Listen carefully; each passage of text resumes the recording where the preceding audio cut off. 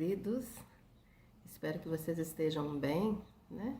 Dentro das nossas possibilidades, que realmente passamos por desafios, passamos por momentos em que eles exigem da gente tranquilidade, sabedoria, serenidade, né? E um dia de cada vez, né? E assim é que nós vamos vencendo essa jornada.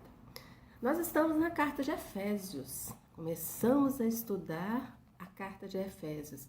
E essa é a lição número 1. Nós tivemos uma aula anterior sobre a apresentação lá de Efésios, né? As características de Efésios, para a gente entender como é que essa carta se passa, né? Como é que as coisas acontecem. E hoje, a nossa lição, ela é muito interessante. A lição número 1. Bênçãos espirituais para o povo. Essa palavra, né, que a gente gosta tanto de usar, bênçãos. Então, essa é a lição número 1. Bênçãos espirituais para o povo.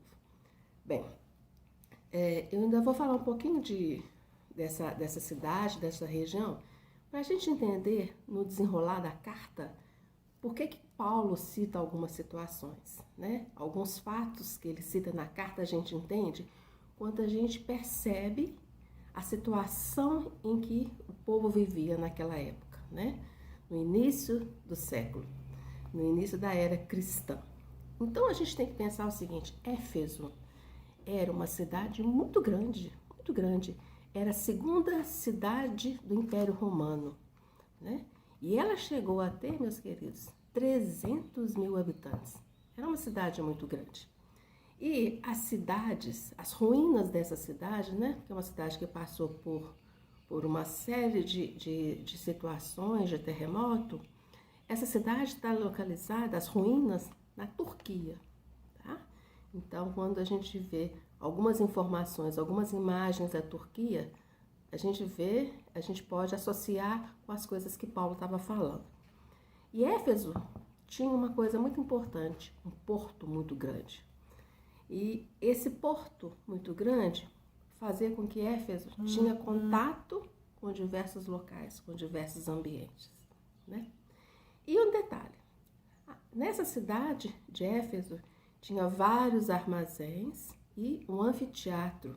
Eu vi a foto desse anfiteatro, né? Desse teatro, e era muito grande esse anfiteatro, para 25 mil pessoas. E uma coisa que Paulo vai citar na sua carta, em outros momentos também, o templo da deusa Diana. Essa deusa Diana, ela tinha um outro nome, que é Artemis ou Diana. E esse templo, meus queridos, ele tinha várias colunas, 100 colunas. E cada coluna dessa chegava a ter 18 metros. Então, por isso que eles falam, né? Por isso que é uma das maravilhas do mundo antigo. Era um lugar muito grandioso, né? E importante na época. A cidade era muito rica, Éfeso era muito rica, era muito próspera. Tinha um comércio e uma indústria bem desenvolvidos. E principalmente Éfeso era um centro religioso. Tá? Era um centro religioso. E aqui, vamos falar um pouquinho sobre esse templo da deusa Diana ou Artemis, para a gente entender algumas coisas que Paulo fala. Ele era um local de culto, né? Era uma casa de tesouro e banco. E no interior desse templo, né, havia mercadores de escravos. E aí a gente entende algumas falas de Paulo. Então tinha escravos e mercadores, pessoas que faziam um comércio dessas pessoas dentro do templo. E a arte e a filosofia naquela época, né, nessa cidade, eles eram muito desenvolvidos. Né? E os estudiosos, eles dizem que Éfeso tinha um nível moral muito baixo. E aí a gente entende, né, a importância de Paulo naquele lugar, a importância dessa comunidade nesse lugar tão próspero, nesse lugar que tinha a deusa Diana como referência, o templo da deusa Diana como referência. E a gente tem que entender que essa carta, né, a carta de Efésios, na realidade, ela é chamada Carta da Prisão. Foram 4 cartas que Paulo escreveu quando estava preso. Quais foram essas 4 cartas? Filipenses, Colossenses, Filemon e Efésios, né? Lembra que nós já comentamos essa questão do propósito de Deus, né? Paulo preso e aproveitou esse momento e escreveu essas 4 cartas. E uma delas é essa que nós estamos estudando. Então vamos lá. Vamos ao capítulo 1, né? Vamos, Efésios 1, 2. Nós vamos começar então a desenvolver esse tema, que é a questão das bênçãos. A primeira coisa que Paulo faz aqui no versículo 2 é uma saudação, né? Ele inicia a carta, né? Naquela época que escrevia a carta, hoje isso já é uma coisa que vai se perdendo com as novas tecnologias, mas ele saudava: oi, como vai? Né? As pessoas tinham essa forma de começar a identificar. E Paulo se identifica no início dessa carta, falando que era ele que tinha escrito a carta, se identificando. E no versículo 2 ele faz o seguinte: graças a vós outros e paz da parte de Deus, nosso Pai, e do Senhor Jesus Cristo. Eu estou em Efésios 1, 2. E aqui nós temos 2 palavras que a gente vai destacar nesse versículo 2: graça e paz. Graça era uma saudação grega. Paz era uma saudação que? Hebraica. Então, aqui a gente vai ver o seguinte: quando a gente vai falar, a gente fala graça e paz, é na realidade uma união entre as coisas, união entre povos diferentes, né? E aí a gente tem que pensar o seguinte, que a cruz realmente é esse símbolo de união, né? Por quê? O que significa graça? A iniciativa gratuita e salvadora de Deus. É Deus e a gente. Paz, um sentimento de quê? De união entre os povos, união entre as pessoas. Então, sempre que a gente observa a cruz, na realidade, tem toda uma simbologia e para a gente tem todo um significado, né? E é também esse significado de quê? De união entre as pessoas, né? É uma forma em que as pessoas, por mais diversas que elas sejam, elas têm uma identificação em comum. E aí nós vamos ver quais são as bênçãos de ser escolhido pelo Pai, né? A gente vai ter essa bênção de ser escolhido pelo Pai. Essa parte é muito polêmica, né? É na realidade uma das questões que exige muito tempo, muito estudo da gente. Às vezes surgem algumas dúvidas, alguns questionamentos, essa questão de ser escolhido, mas nós somos escolhidos pelo Pai. Efésios 1, 3, 6 fala assim, e Paulo diz, lá nesses versículos: toda sorte de bênçãos dos céus para nós, Ele nos escolheu e nos predestinou. Então aqui, nós já temos a garantia dessas bênçãos, essas bênçãos vêm dos céus e é uma bênção de escolha. Nós somos escolhidos para receber essas bênçãos. E Deus nos escolheu então para sermos pessoas santas, e aí a gente tem que lembrar que essa palavra santa quer dizer separado, né? Quando a gente fala, santo, ele é um separado. Então nós somos santos e nós somos irrepreensíveis. Não quer dizer que a gente não vive numa situação que a gente está sempre em cuidado, mas nós somos santos e nós somos irrepreensíveis. E outra coisa que a gente percebe é que a partir do momento que a gente sabe que nós somos escolhidos e predestinados, nós temos o quê? A questão da humildade e não o orgulho. Quando Deus escolheu aquele povo para ser o povo seu, tinha tantas coisas para ele poder escolher, mas ele escolheu um povo para ser chamado de seu, povo amado, né? E aí a gente vai ver que esse povo tinha todas aquelas características que a gente sabe, rebelde, orgulhoso, temoso, vivia reclamando, mas Deus escolheu justamente esse povo. E Deus nos escolhe também, pessoas imperfeitas, né? Pessoas que tem todas essas situações, características próprias nossas. E aí a gente tem que saber que somos escolhidos e, a partir do momento que nós somos escolhidos, não ficarmos orgulhosos, mas sabemos que nós temos uma importância muito grande. Nós somos amados, amados por Deus. E outra bênção que a gente percebe aqui, nesse capítulo 1, é que nós somos adotados. A adoção. E passamos a ter responsabilidades.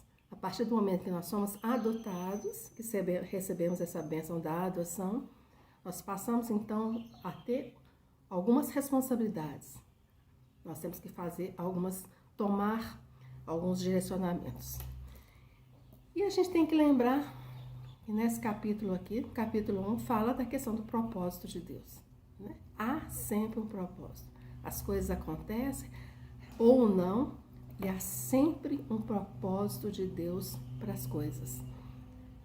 Muitas vezes a gente não entende por que aquelas coisas estão acontecendo, mas há um propósito para aquilo. A prisão de Paulo teve um propósito.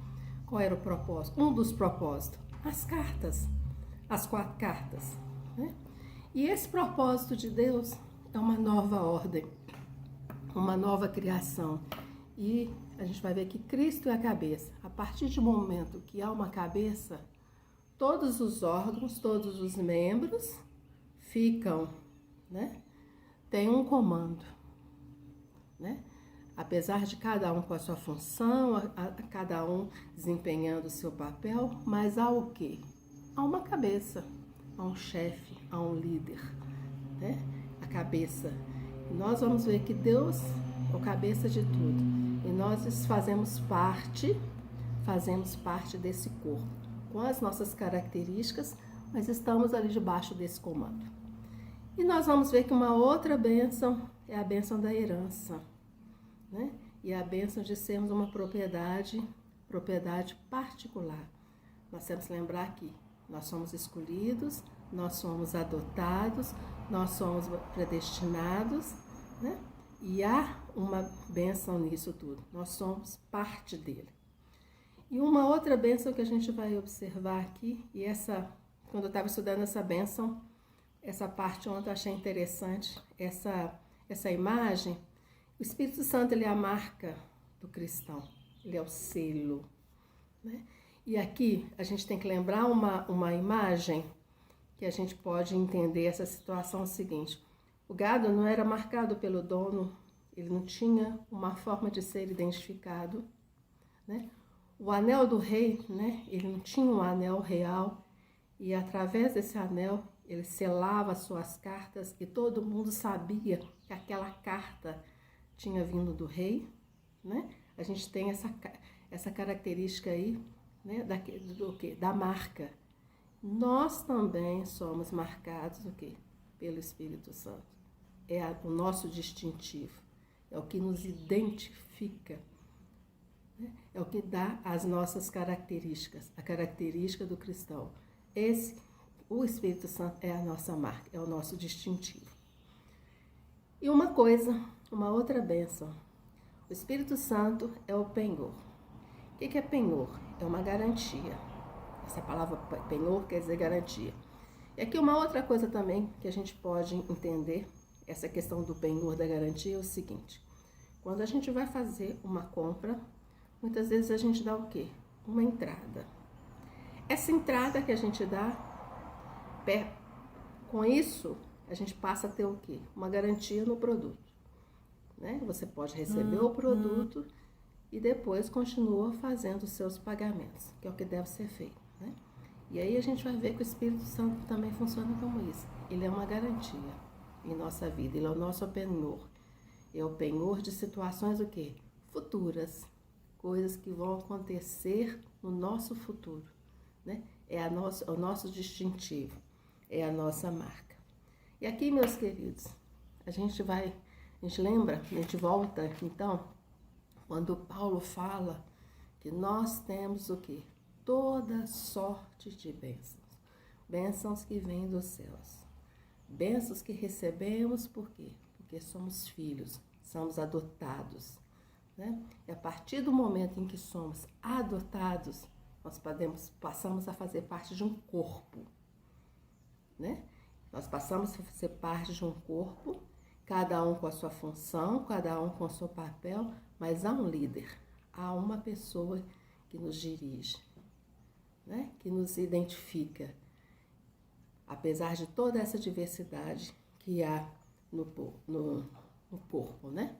E uma coisa que a gente tem que sempre lembrar, e que fica muito claro nesse capítulo aqui, a questão do propósito de Deus. Propósito de Deus em nossas vidas. A gente está vivendo esse momento agora dessa pandemia, em que muitos questionamentos são feitos. As pessoas estão sofrendo, as pessoas estão passando por muitas dificuldades, e a gente fica imaginando, né?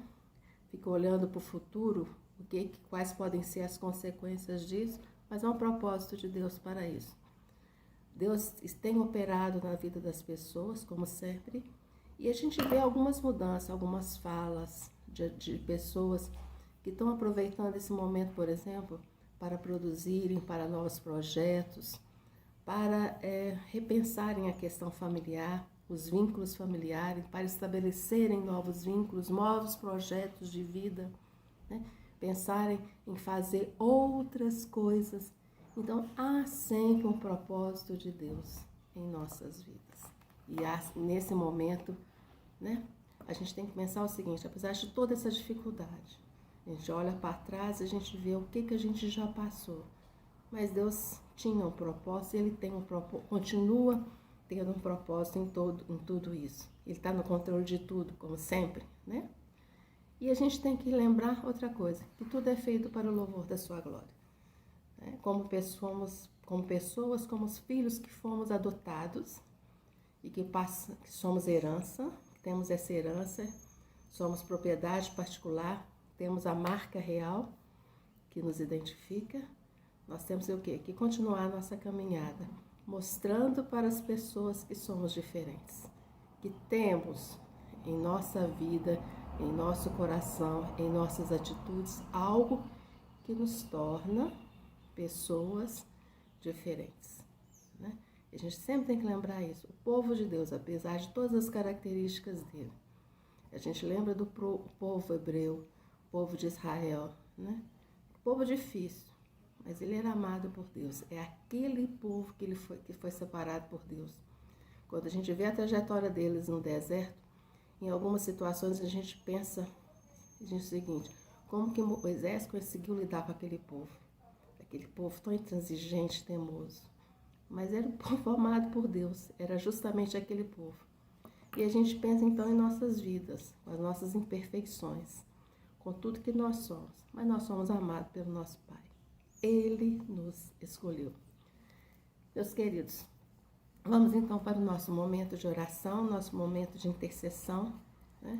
Mais do que nunca a gente tem que orar, interceder pelas pessoas que estão passando por dificuldade, familiares que estão passando por momentos difíceis, de doença, de desemprego, de ansiedade. As pessoas estão muito ansiosas. Vamos orar pelos nossos familiares e pelos nossos amigos.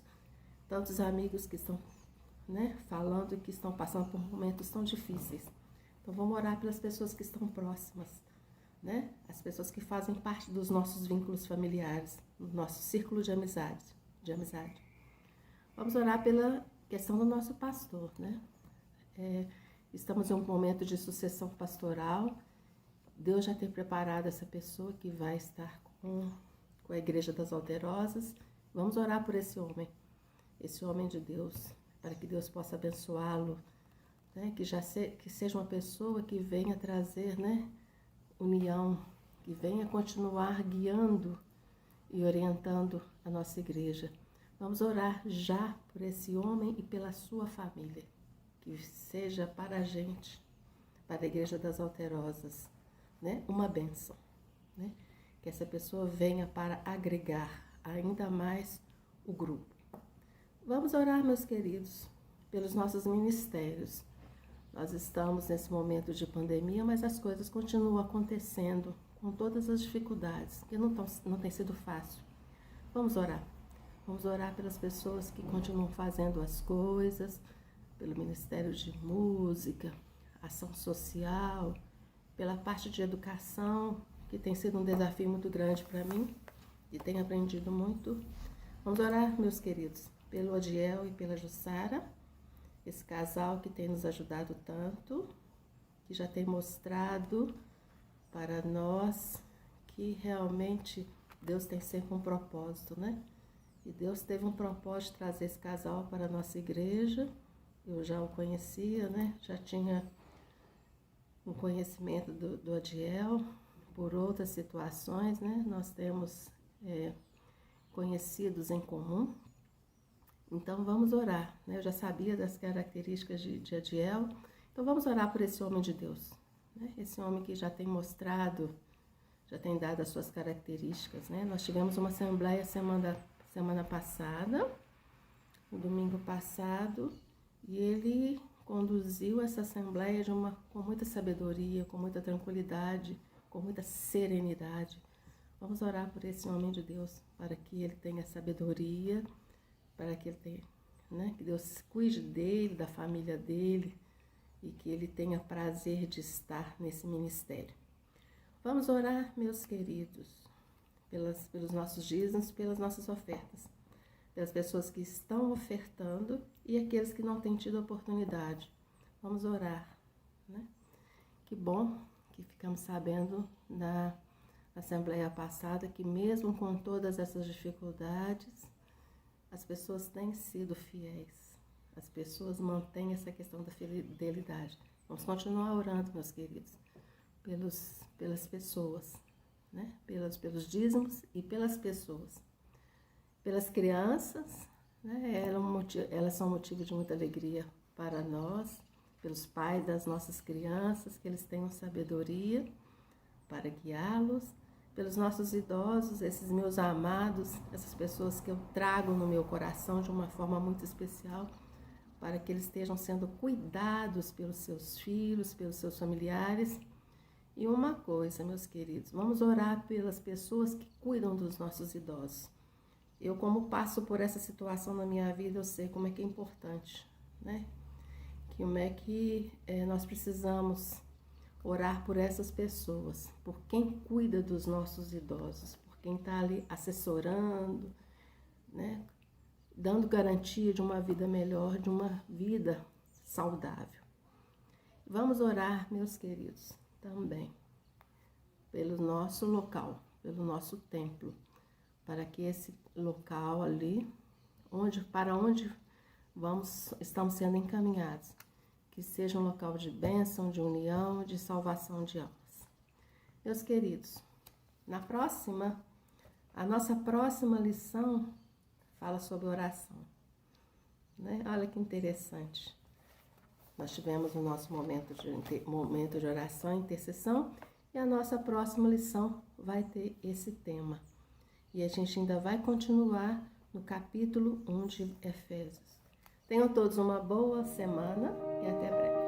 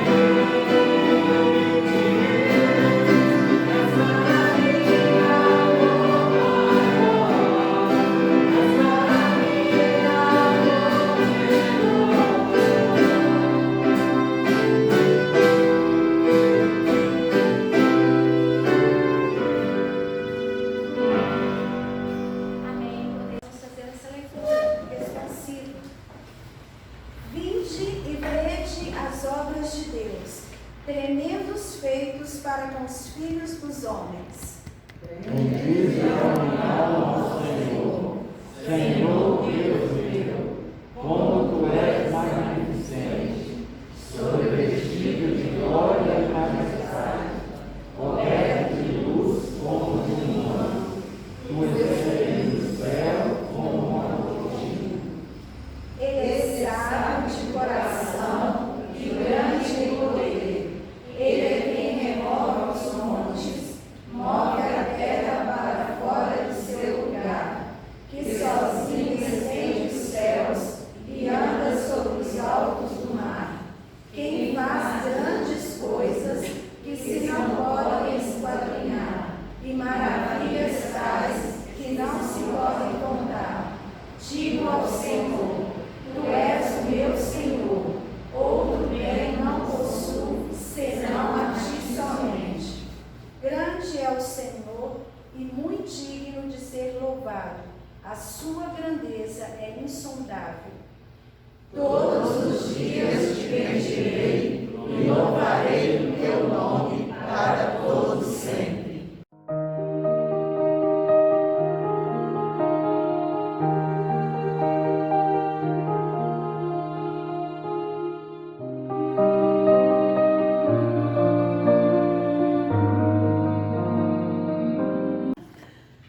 Mas é um prazer para mim estar aqui com os irmãos nessa manhã. E também de estar com o irmão Diego, com a Lussara e com o irmão que eu esqueci o nome dele, que está sempre ali no escritório, levar. E agradeço à igreja uma oportunidade também de agradecer pelo cuidado que os irmãos têm todos os anos com a oferta de educação cristã missionária. Essa oferta vai para as nossas duas casas, o CIEM e também o SEC. Então essa igreja tem sido, então, muito cuidadosa todos os anos com essa oferta. Esse teve o ano que foi a maior oferta do Estado. Eu falei com os irmãos que foram ali, o irmão tesoureiro. Então, em nome da União Feminina Mineira, que ainda eu sou executiva, eu agradeço a essa igreja por esse cuidado com a obra missionária. E também a Regina. A Regina foi nossa intercessora desde o campo. Não que eu seja velha, nem moderada. Um dia encontrei com a Regina e ela falou assim: mãe Elvira, é um prazer estar com a irmã e com o pastor Geraldo. Desde que eu era mensageira, eu lembro essas palavras. Eu sou intercessora dos irmãos do campo de missões. E já se vão 46 anos que nós estamos na obra missionária. Então agradeço ao Senhor por suas orações, por você estar continuando orando por nós. Como o irmão Diel falou, nós somos missionários e eu gosto de falar que eu sou missionário.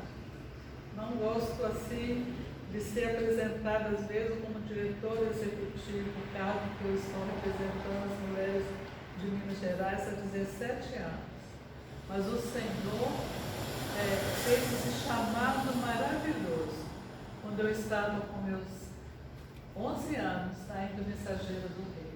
E por isso que eu dou valor às organizações missionárias, porque estudamos a vida dos missionários e aprendemos a servir ao Senhor.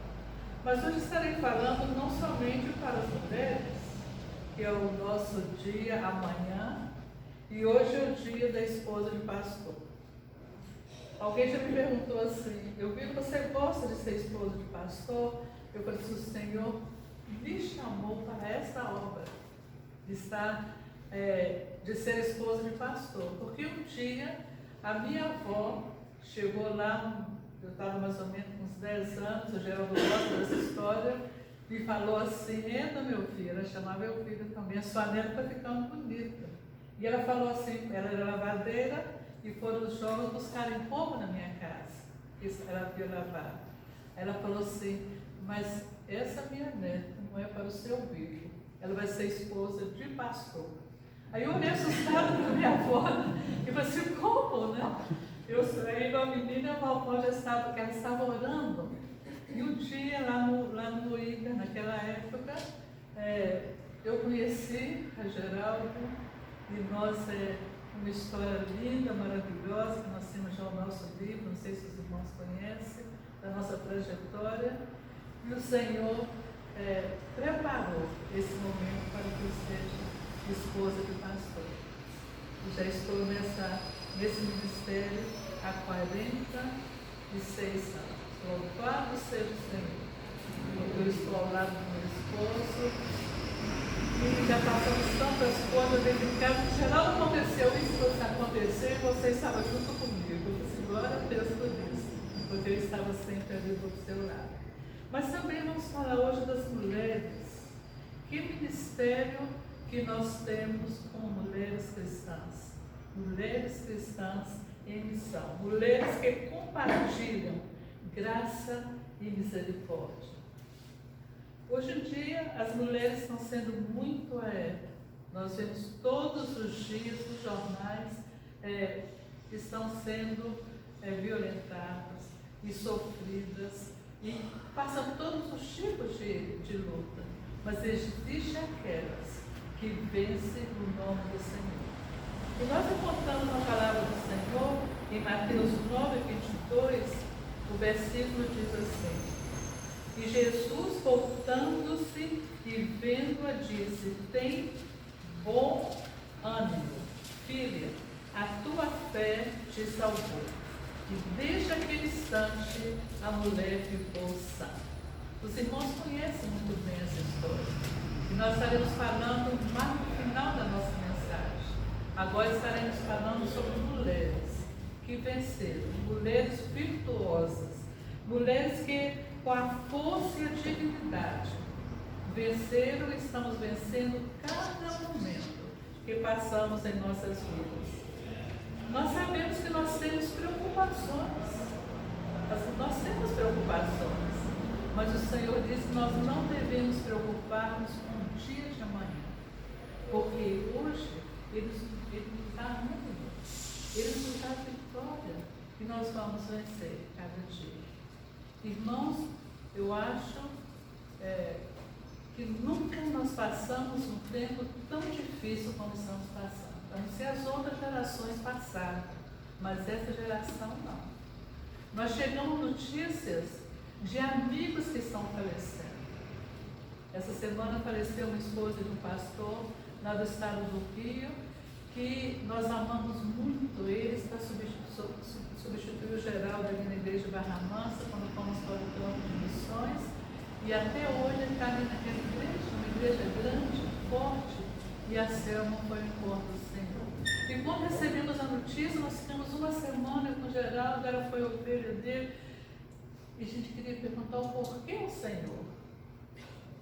Mas o Senhor diz: eis que estou convosco todos os dias, e tendes bom ânimo, porque eu estou com vocês. E a mulher virtuosa é a mulher que confia no Senhor. É a mulher que deposita a sua força total nas mãos da sabedoria que vem do Senhor. E nós não temos que buscar outros recursos. Não temos que buscar nos livros de autoajuda. É bom, eu gosto de ler, entende? Mas nós temos que buscar essa sabedoria na palavra do Senhor todos os dias. Orar, descansar e confiar no Senhor tem que ser a virtude da mulher que compartilha graça e misericórdia. Outra coisa também que encontramos para as nossas vidas do cada dia da mulher cristã é aquele versículo que diz assim: buscai em primeiro lugar o seu reino e a sua justiça, e todas as coisas serão acrescentadas. Está ali em Mateus 6:33. Então, a mulher cristã, a mulher virtuosa, a mulher cheia de graça e que transmite e compartilha misericórdia, é aquela mulher que busca primeiro o reino de Deus. E quando nós, como mulheres, buscamos primeiro o reino de Deus e a sua justiça, o fruto do Espírito passa também a estar em nossas vidas. Meu esposo fez ali na capelania, na convenção, e depois também agora ele escreveu para o próximo ano no nosso manancial, que eu sei que os irmãos, o nosso diário de oração, de meditação da União Feminina, ele escreveu as meditações ali, e ele falou sobre cada fruto. Não vou falar o que é, porque se vocês vão comprar o manancial ano que vem, vão ver as meditações que ele escreveu, sobre cada fruto do Espírito. Então, a mulher virtuosa é aquela mulher que tem amor. Amor para com os demais. Esse amor para compartilhar a graça. A mulher virtuosa, o fruto do Espírito, vive no seu coração. E nós encontramos assim mulheres que compartilham e que compartilham quase sempre, ou diariamente, esse fruto do amor. Mas tem aquelas também que querem também compartilhar o fruto da carne. Aí, como temos o ditado, aí a vaca vai para o brejo. Né? Elas começam a querer, ou queremos começar, nós mesmos, que temos o fruto do Espírito, a compartilhar o fruto da carne, aí o Senhor não vai nos abençoar. Porque Ele quer que nós sejamos mulheres virtuosas. Ele quer que nós olhemos para Ele. A nossa meta é Cristo. E não quando nós estamos no fruto da carne. Nós olhamos para trás ou olhamos para baixo. Eu gosto da história da mulher de Ló. Todos conhecem a história da mulher de Ló. Ela foi uma mulher desobediente. Ela recebeu a ordem de não olhar para trás. E quando ela estava saindo, ela, seu esposo, suas filhas, daquela cidade que seria devastada, a mensagem era: não olhe para trás. Mas ela era uma mulher que o fruto da carne reinava em seu coração, reinava em sua vida. E ela olhou para trás. E ela se tornou uma estátua de sal, sem vida. E todos nós não sabemos o nome dessa mulher. Sabemos que ela se tornou uma estátua de sal. Agora, quando uma mulher é aquela mulher submissa ao Senhor, a mulher que ora, a mulher que evangeliza, a mulher que sai às ruas repartindo misericórdia para onde ela passa, essa mulher é uma mulher bem-aventurada. Ela sente a necessidade de estar compartilhando o amor de Jesus Cristo. Nós, como missionários ali no Uruguai, nós somos plantadores de igrejas. Os irmãos não podem imaginar, hoje o Uruguai é uma coisa, mas 46 anos passados era muito difícil. Um país agnóstico, um país onde o ensino é grátis, nós colocávamos todas as famílias, os nossos filhos, desde o jardim da infância até a faculdade, não pagamos nada, porque é uma educação privilegiada. Saúde, eu tinha medo de voltar ao Brasil por causa do sistema de saúde aqui do Brasil. E esse povo não busca ao Senhor até hoje. Hoje as nossas igrejas estão mais florescendo ali, mas quando chegamos ali, não. E um dia com o Geraldo, nós estávamos abrindo um trabalho novo, ele falou assim: ouvir aqui, você vai iniciar o seu ministério de ação social. Você vai ter de mostrar misericórdia para esse povo. Essa igreja aqui que nós estamos abrindo tem de ser reconhecida por esse povo da comunidade. Eu sempre gostei muito do ministério da igreja. Eu chego assim numa igreja e já começo a ver aquilo que se pode fazer para atender os necessitados. Aí eu falei assim: então, aqui está. E você está comigo? Ele falou assim: sim, porque o Senhor falou no meu coração, eu estou falando para você. E assim começamos um multiministério na igreja. Aulas de datilografia, era aquelas máquinas rêmicas de mil não sei quantos passados, dos séculos passados, Geraldo que consertava as máquinas ali, uma máquina de costura velha, um piano velho. Irmãos, mas o povo vinha. colocando seus filhos para aprender.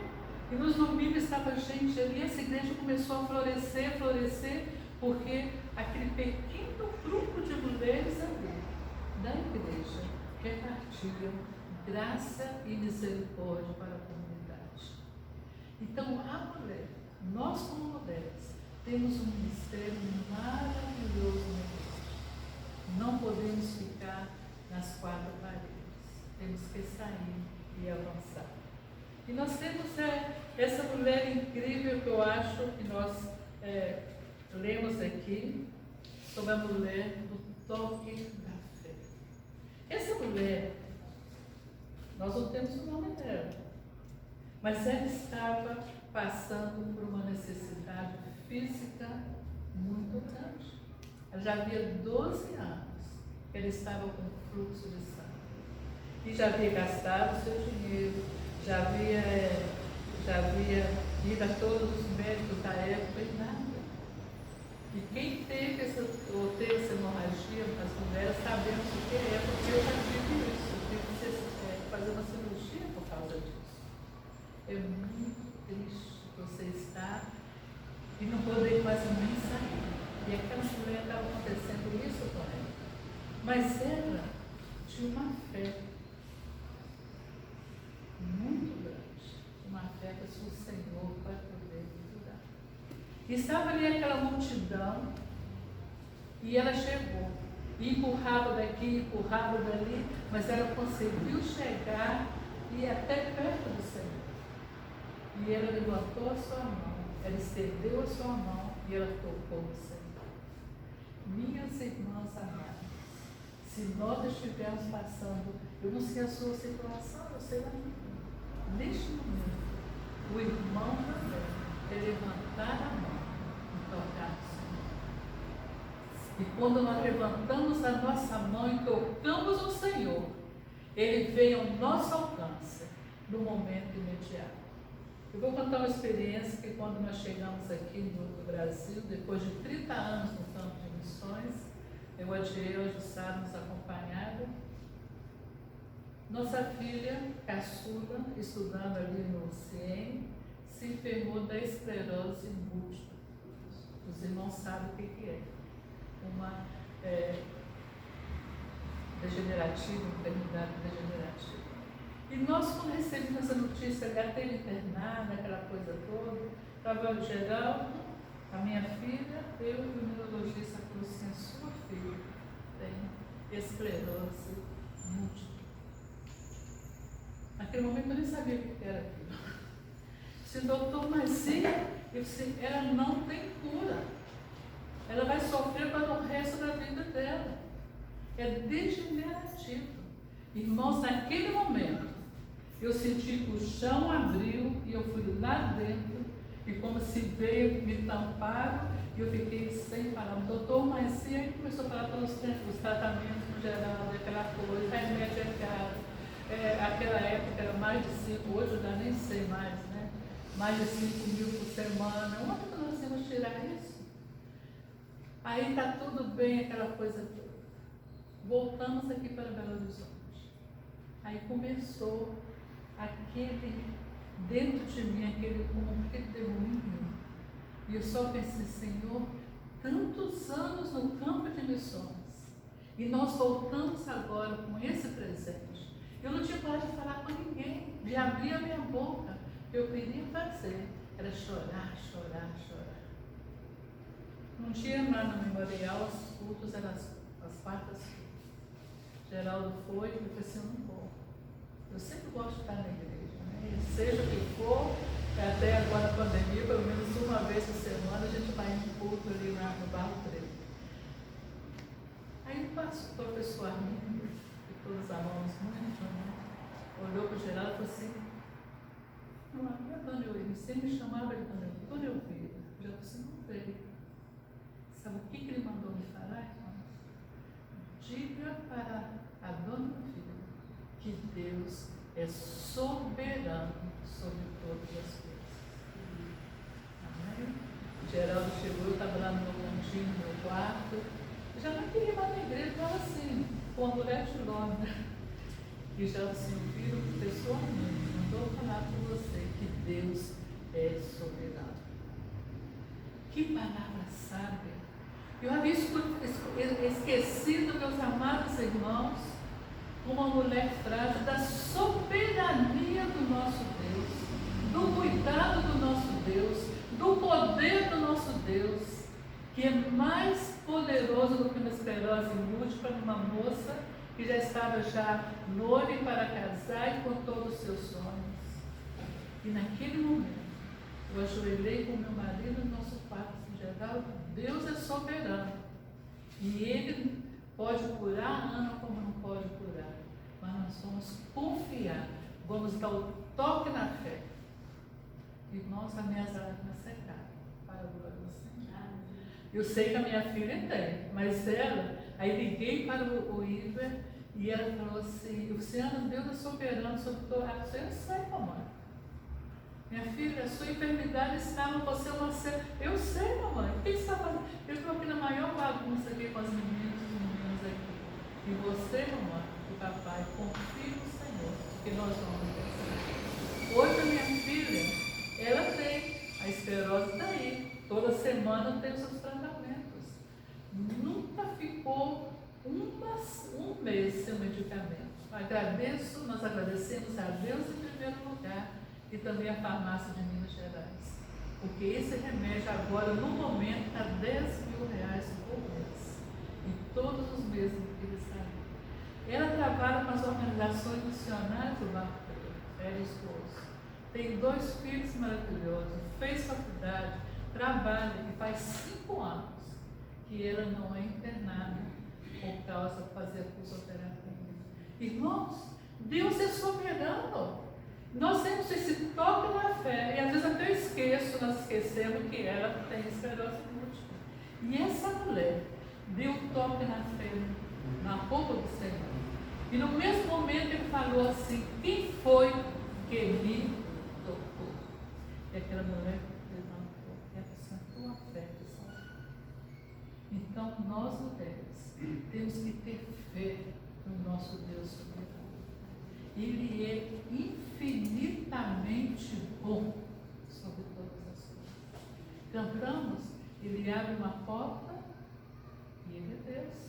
Ele fecha a porta, mas Ele é Deus, porque Ele está junto de nós. E nós encontramos mulheres fortes que lutaram e venceram pela fé, como Raabe, Ruth, Noemi, mulheres agora do nosso tempo, gerações passadas, e nós temos que ter uma única esperança, que é Cristo Jesus, e colocar a nossa fé em Jesus Cristo, que é o autor e o consumador da nossa fé. Muitas vezes estamos vivendo como estamos vivendo agora, né? Pressionado. Eu tenho uma netinha de 5 anos, ela gosta muito do shopping também. Ela fica assim: vovó, quando a pandemia passar, nós vamos para o shopping. Então a menina de 5 anos já está nisso. E ela nunca vai esquecer que ela viveu na época da pandemia. Esses dias chegou: vovó, eu já posso ir na igreja, porque o semear já vai começar a ter as reuniões de manhã. Que saudade da igreja. Não foi Geraldo, mas o Geraldo tinha uma menina de 5 anos, já com saudade da igreja. E outros aí, marmanjo, velho, não quero nem saber, nem de nada, né? Mas nós temos sim de saber que nós estamos vivendo no isolamento social, enfermidades, problemas físicos, espiritual, mas Deus, através da sua fé, vai libertar as nossas vidas a cada instante.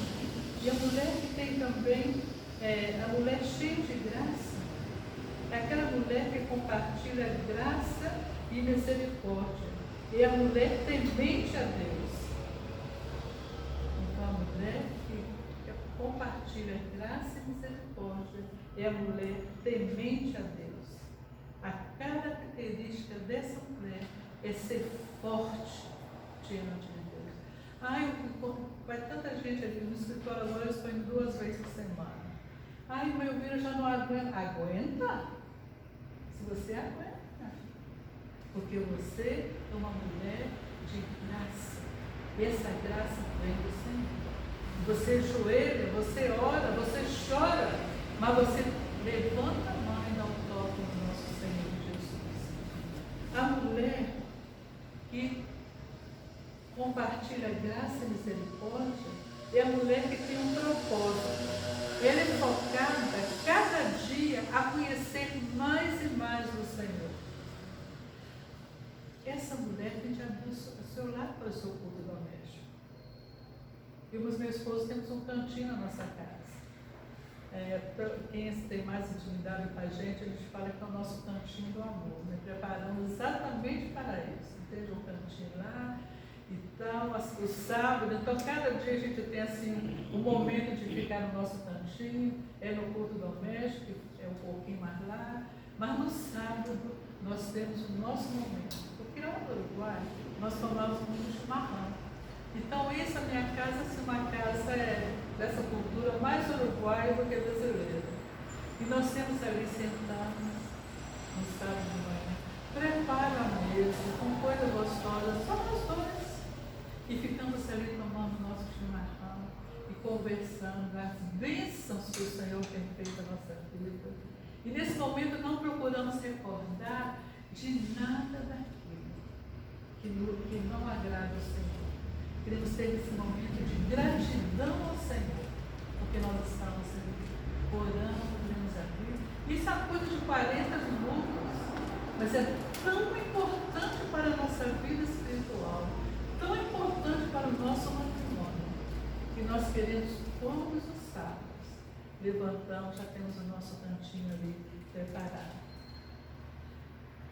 A mulher que transmite, que compartilha graça e misericórdia, ela é uma discípula do Senhor.